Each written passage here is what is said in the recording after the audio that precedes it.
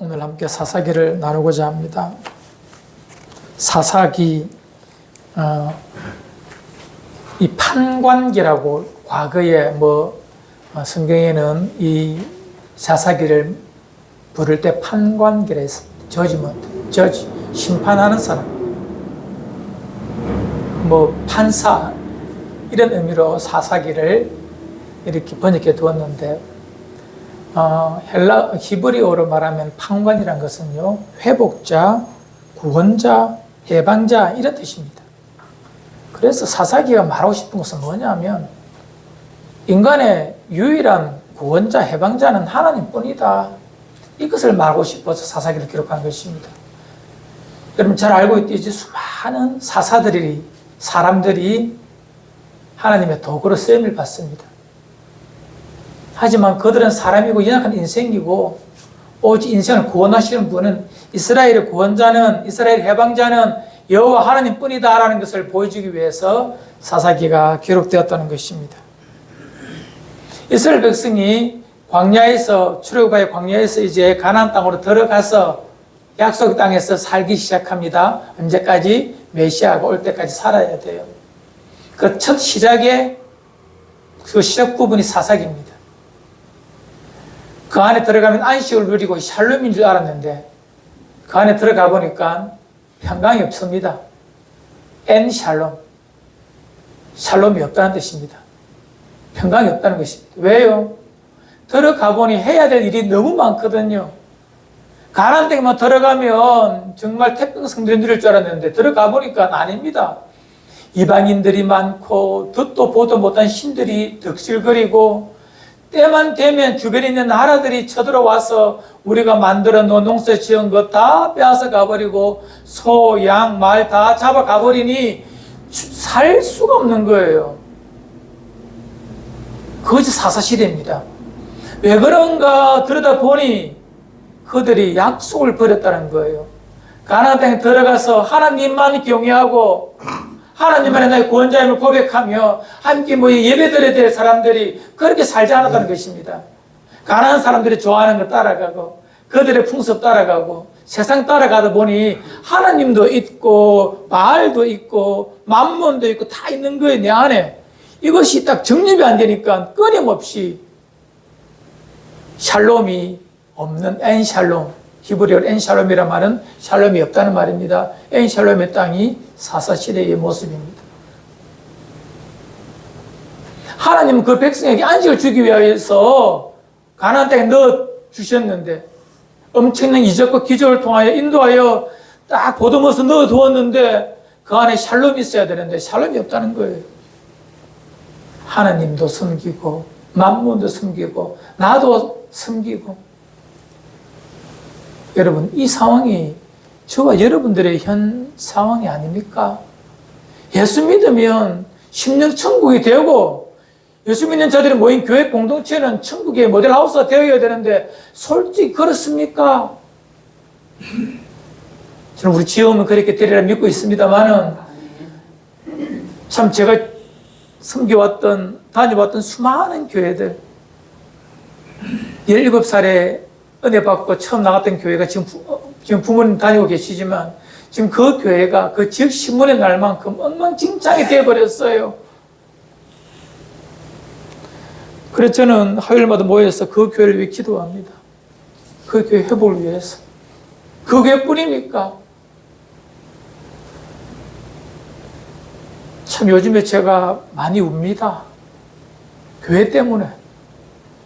그리스도의 몸인 교회 때문에. 교회가 왜 이래?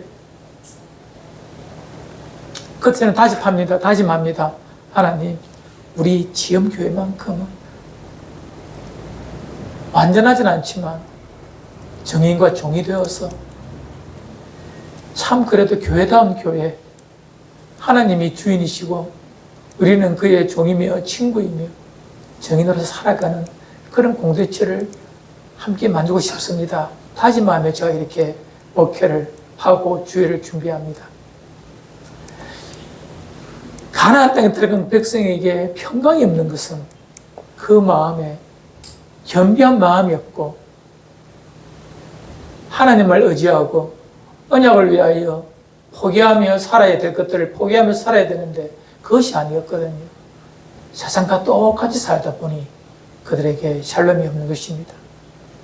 하나님은 그때마다 이방인들을 들어서 주변에 있는 나라, 서쪽에 있는 블레셋, 남쪽에 있는 모압, 동쪽에 있는 아람과 미디안을 들어서 맨날 와서 그를 괴롭게 합니다. 그 백성을 힘들게 하고 아프게 해요.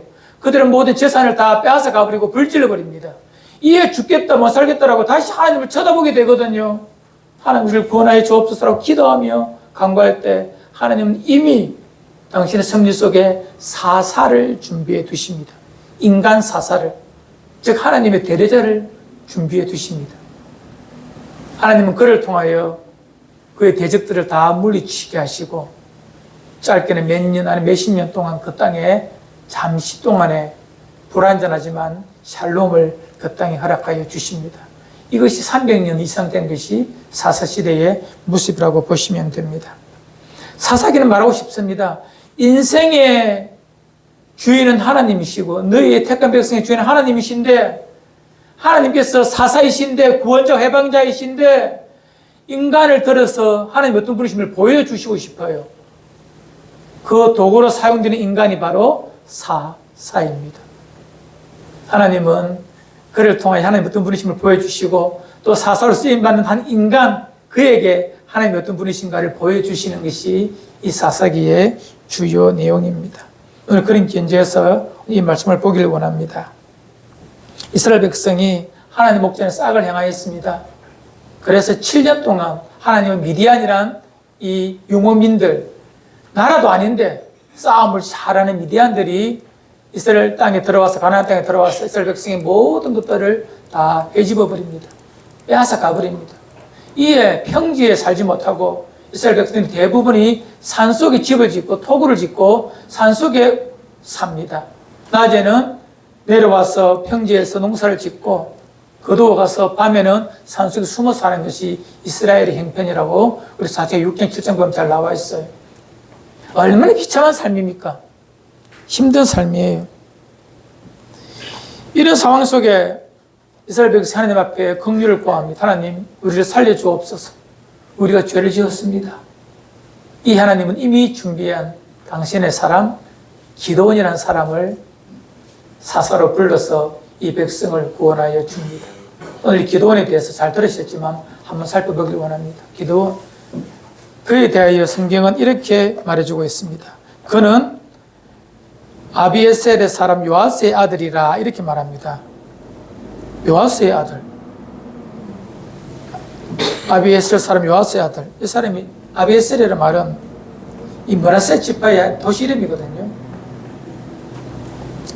이 므낫세 사람인데 이 기드온이 이 사람이 참 성경 읽어보면 이제 알겠지만 연약하게 짝이 없는 사람입니다.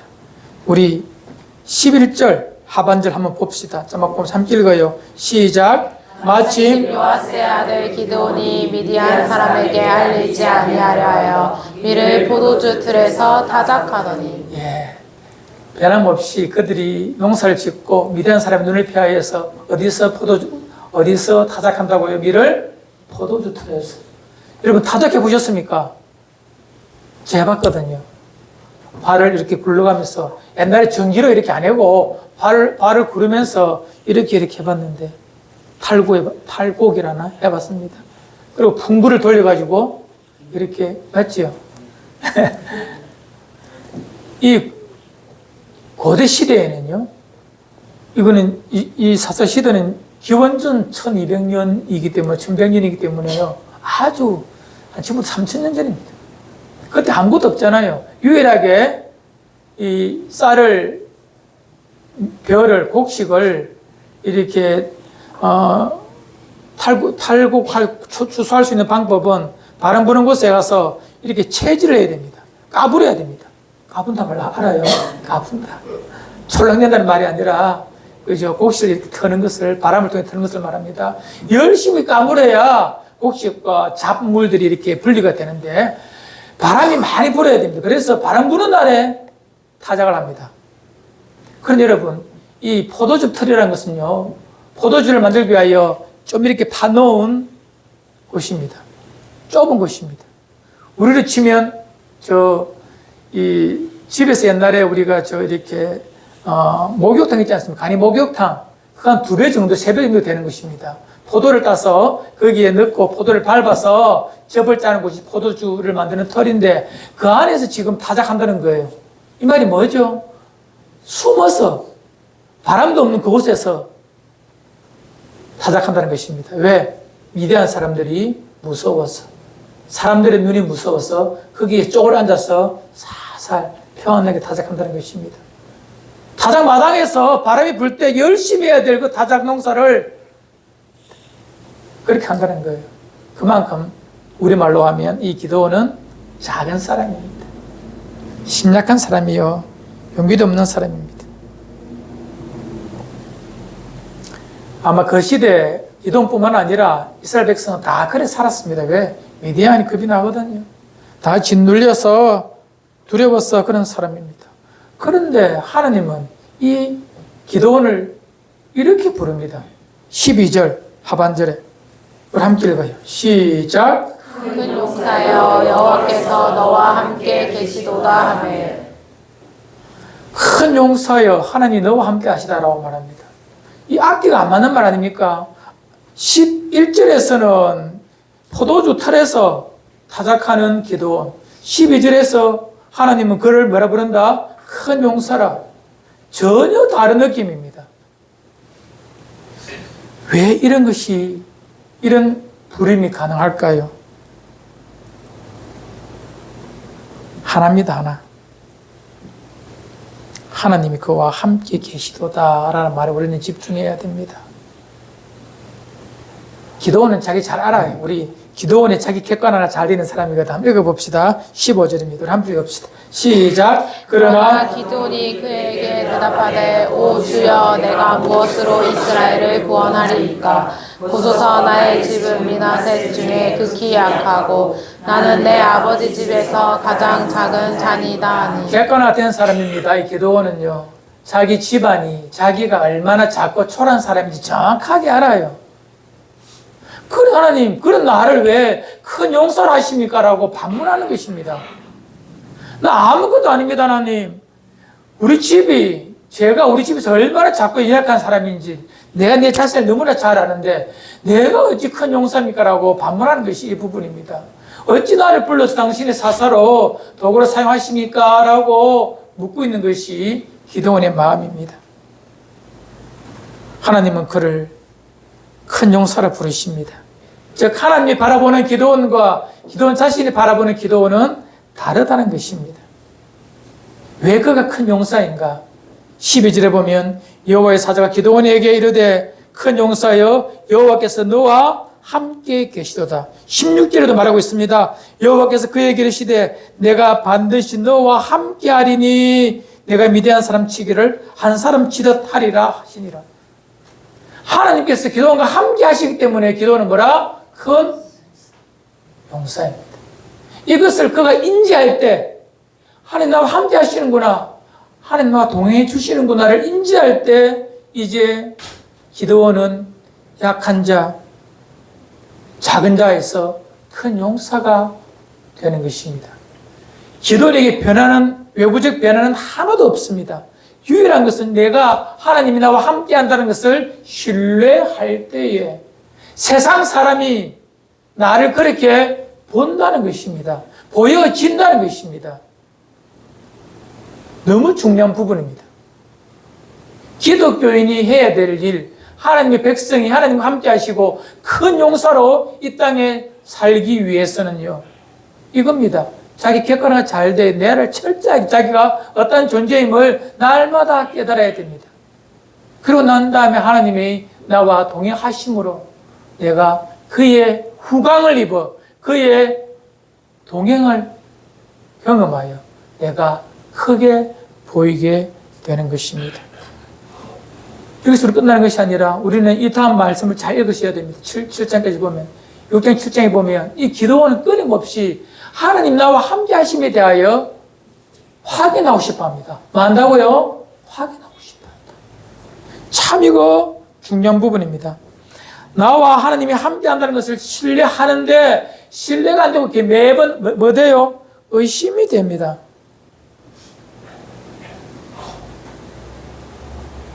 솔직히 말해서 잘 안 믿어진다는 거예요. 믿고 싶지만 계속해서 의심이 일어나고 불안하다는 것입니다. 어찌 우리와 너무 닮았지 않습니까? 함께 하시다는 것 믿고 싶어요. 믿어져요. 하지만 내 삶에 그런 능력이나 표시가 안 난다는 것입니다. 그래서 이 기도원은 그런 큰 용서라 일컬음을 받았지만 내 안에 신뢰함이 없어 약함으로 끊임없이 하나님과 동행하심에 대하여 확인을 합니다. 이거 참 중요한 부분입니다, 여러분들. 우리는 예수님의 제자 도마 잘 아시죠? 도마는 예수님이 부활하시고 난 다음에 도마는 부활의 현장에 그리고 제자들 찾아왔을 때 도마는 그 자리에 없습니다. 마음이 상해서 그랬는지 어디 두문불줄 숨어버렸는데 예수님이 부활했다는 말씀을 듣고 예수님을 만나고 싶어요. 제자들에게 부활했다고 말하는 제자들이 이렇게 말합니다. 내가 그분의 손을 못 잡고 난 손을 보기 전에 옆구리를 만져보기 전에 믿지 못하겠다라고 말합니다. 이것은 여러분 안 믿겠다가 아니라 뭐죠? 믿고 싶은데 확인하고 싶다는 거예요. 이게 참 중요한 부분입니다, 여러분들. 확인을 해야 합니다. 물론 보지 않고 믿는 것이 더 복되지만 의심이 갑니까? 확인하셔야 됩니다. 저는 종종 이상한 사람들을 봅니다. 신앙생활을 하면서. 내 종교심이, 신앙심이 많은 것처럼 보이기 위해서 마음이 일어난 의심의 안개를 걷어내지 않고 그냥 신앙생활 좋은 것처럼 산다는 거예요. 그러다가 유혹이 오면 큰 바람이 불면 속절없이 무너져 버립니다. 절대 하나님 그거 원하지 않습니다. 안 믿어지느냐? 확인해라는 것입니다. 하나님 살아계심을 당신이 나와 동행하심을 보여주옵소서. 기도원은 이것을 하면서 사사로서 큰 용사가 되어져 가는 것입니다. 꼭 기억하십시오. 너희 하나님을 시험치 말라 할 때 그 시험이라는 것은요, 하나님을 믿기 싫어서 하는 행동을 시험이라고 말합니다. 하나님 더 잘못 싶으면 끊임없이 하나님 나와 동행하심을 확인해야 합니다. 확증해 가야 합니다. 그래야 믿어지죠. 하나님은 그런 자에게 당신이 존재하심을, 전능하심을 보여주지 않겠습니까? 반드시 보여주십니다. 하나님은 예수님은 도마를 위하여서 따로 부활하셔서 도마에게 찾아가십니다. 도마야, 의심하지 말고 나를 만져봐라. 손을 넣어봐라. 주님은 다 찾아오셔서 믿고자 하는 자에게 믿고 싶어서 하는 의심, 확신을 위하여 회의하는 것, 의심하는 것, 하나님 다 아십니다. 그래서 여러분, 의심의 안개가 그치도록 끊임없이 그분이 나와 동행하심을 확인해 가시기를 바랍니다. 6장, 7장에 보면 기도원은 끊임없이 하나님 자기와 동행하심을, 부르심에 대한 약속을 확인하면서 합니다. 19절 24절에 보면 이 기도원이 표징을 구합니다. 정말 하나님이 나를 부르셨다면, 그 말씀이 맞다면, 언약이 맞다면 나 확인하고 싶습니다. 이 어떠한 사람을 만납니다. 그리고 그에게 말을 하죠. 내가 하나님께 제사를 드리고 싶다. 좀 사람이 신령해 보였거든, 그 사람이. 물론 성경에 하나님의 사도라고 되어 있지만 처음에는 몰랐어요, 기도원도. 내가 하나님 앞에 제사를 드리고 싶습니다. 제물을 가져와라. 제물을 가져옵니다. 바위 둡니다. 그리고 국물을 부어요. 음식에 국물을 부어요. 그런데 바위에서 불이 나와서 그 모든 제물을 태워버립니다. 얼마나 놀랐습니까? 내가 번제했을 나무로 불태운 제물이 아니라 바위에서, 돌 위에 둔 바위에서 불이 나서 그 제물을 완전히 태워버리니 얼마나 놀랐습니까? 이에 기도원이 하나님이 나의 제사를 받으심을 믿고 내 앞에 있는 그가 하나님의 사자임을 확인하게 됩니다. 그뿐입니까? 36절에서 40절 보면 유명한 사건이 하나 있죠. 이제 미디안을 치려고 나갑니다. 하지만 두렵습니다.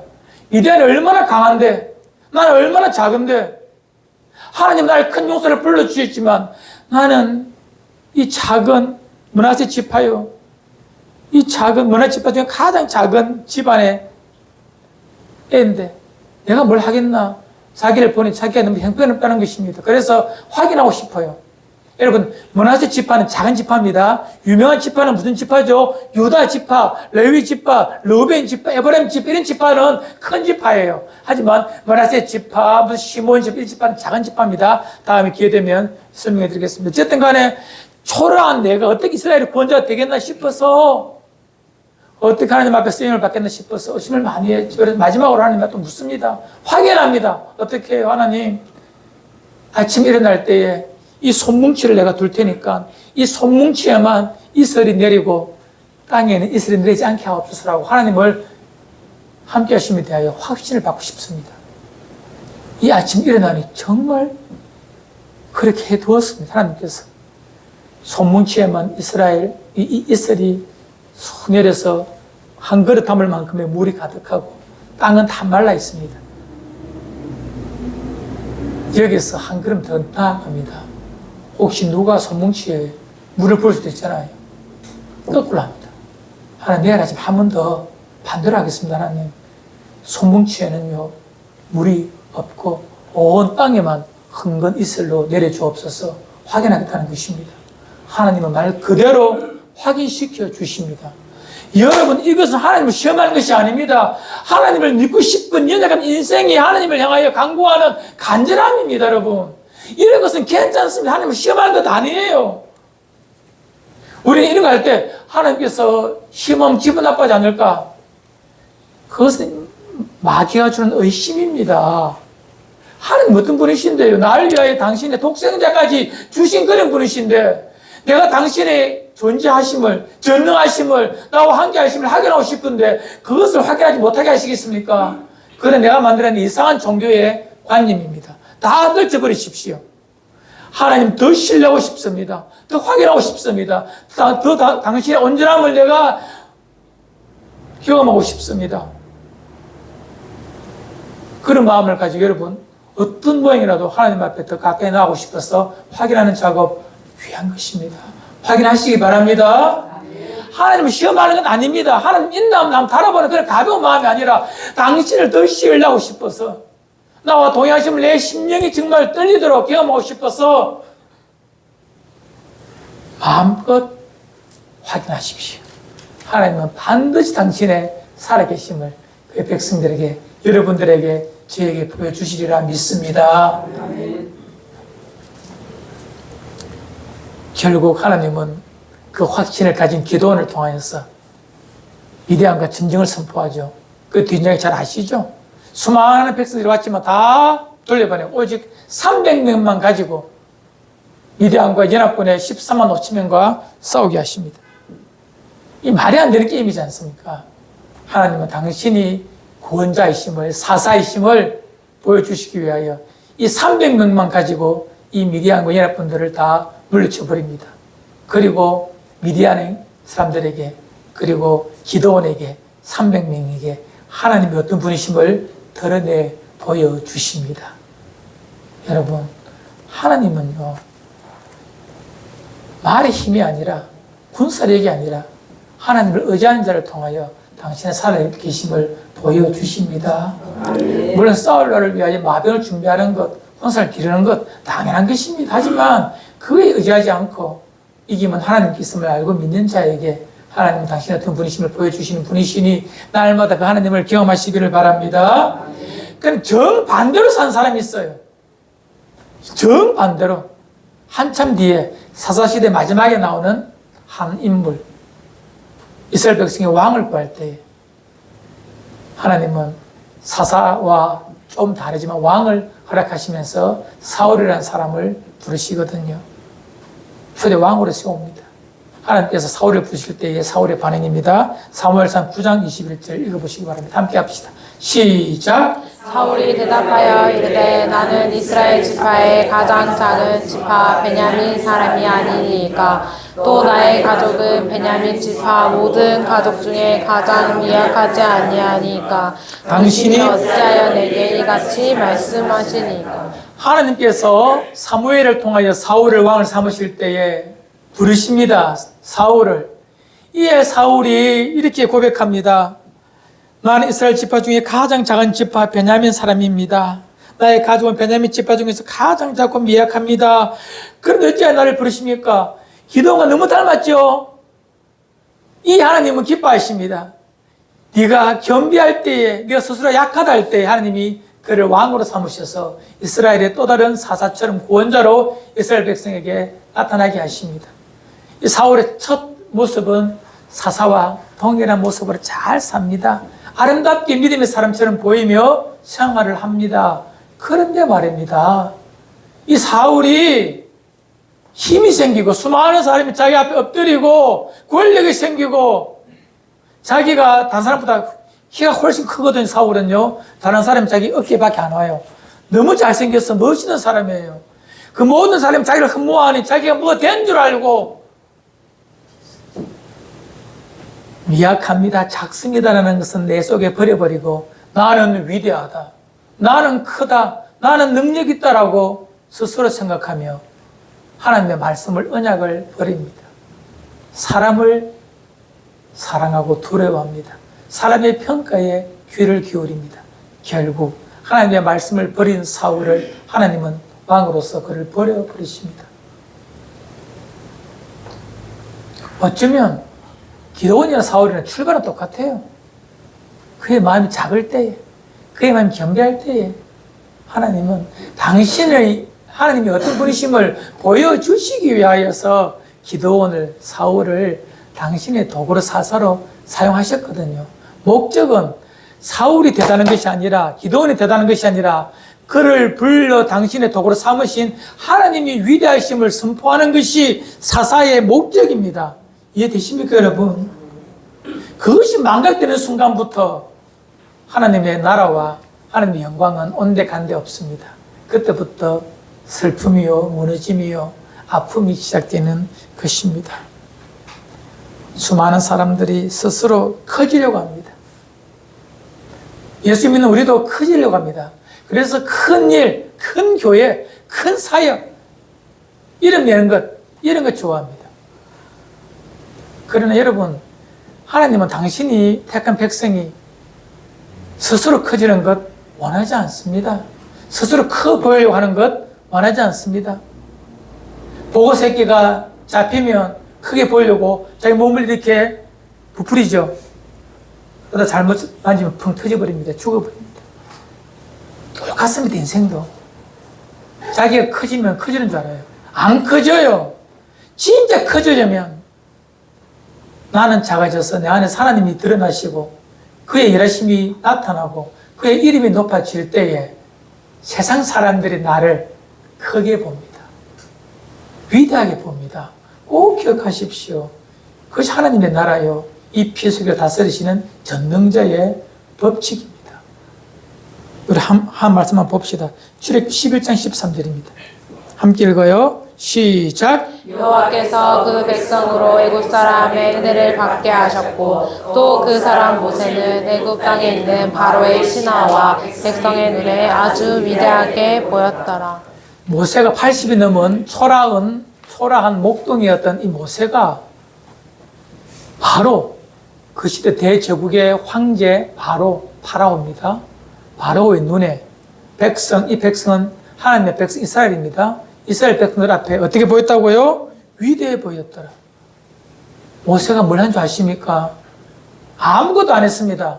하나님께서 바로를 만나라니 만났고 온갖 욕 듣다가 꼬정 쫓겨나오고 그러다 보니 이스라엘 백성이 더 고난 중에 있으니 이스라엘 백성이 모세를 원망하기도 합니다. 그렇지만 하나님이 가라 하니 가는 것입니다. 이 하나님께서 명하신 9가지 재앙을 선언합니다. 이 하나님께서 그 재앙을 통하여 애굽의 사람이 어떤 분이심을 보여주시죠. 모세가 한 건 뭡니까? 열심히 하나님이 해라는 대로 한 것뿐입니다. 드러나는 것은 뭐죠? 하나님의 능력입니다. 하나님께서 만유의 왕이시며 모든 애굽의 왕보다 모든 애굽의 신보다 더 뛰어나신 유일하신 전능자이심을 보여주는 일에 모세는 쓰임을 받았습니다. 이에 그 초라한 늙은 모세가 80이 넘었습니다. 그 모세가 왕이 보기에, 이스라엘 백성 전체가 보기에 그가 어떻게 보였다고요? 위대해 보였더라. 큰 용사를 보였다는 것입니다. 모세가 진짜 큰 용사일 때, 인간이 보기에 큰 용사일 때, 그게 나이 40대입니다. 힘이 있습니다. 애굽에서 공주의 아들로 전쟁터에 나아가 큰 성과를 얻고 영웅의 칭호를 받을 그때에 그가 큰 용사가 아니었습니다. 작은 일에 두려워서 저 미디안까지 도망가 버리는 자그마한 사람이었습니다.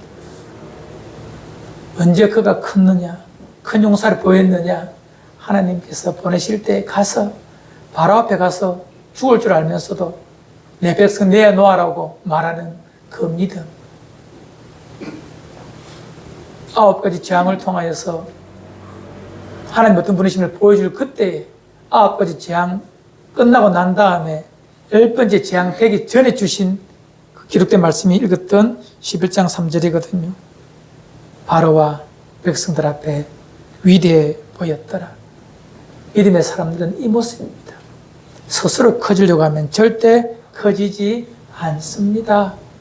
오직 하나님의 이름이, 그의 전능하심이, 그가 하시는 일을 나타낼 때에 하나님은 우리가 큰 용사가 되게 하시고 세상 피조물이 볼 때 우리가 크게 보이는 것입니다. 꼭 기억하십시오. 하나만 읽고 마칩시다. 사사시대 끝부분에 한 여인의 고백입니다. 사무엘을 낳았던 한 여인의 고백인데 이 고백이 여러분 뒤에 진짜 고백이 되고 이 말씀을 그대로 믿기를 바랍니다. 한번 읽어봅시다. 사무엘상 2장 6절로 7절 함께 합시다. 시작. 여호와는 죽이기도 하시고 살리기도 하시며 스올에 내리기도 하시고 거기에서 올리기도 하시는도다. 여호와는 가난하게도 하시고 부하게도 하시며 낮추기도 하시고 높이기도 하시는도다. 아멘. 이 말씀 믿으십니까? 아멘. 그분을 우리는 아예 아버지라 하나님이라 주라 믿고 삽니다. 유일하게 이 능력과 전능하심을 믿는다면 그가 나를 큰 용사라고 불러줄 그때에 우리는 나 자신을 철저히 격관을 시켜 내가 얼마나 형편없는 존재임을 알고 그런 나를 부르신 그분 앞에 나와 동행하실 때에 나는 큰 용사가 되니 끊임없이 어떻게 하자고요? 그분이 나와 동행하심을 의심가면 확인하십시오. 끊임없이 확인하십시오. 그리고 순간순간 주신 것에 대하여 순종하면서 그분의 크심을, 그의 이름을 나타낼 때에 어느 순간 수많은 것들이 악한 사탄 마귀마저도 내가 큰 자임을, 위대한 자임을 알게 될 것입니다. 그 순간에도 나는 미약하고 작기에 주의 동행만을 구합니다. 그런 마음으로 살아야 사업이 되지 않습니다. 일생 그런 삶으로 큰 용사로 하나님 앞에 보이는 여러분과 저와 되기를 주의 이름으로 축원을 드립니다. 우리 함께 찬양 드립시다.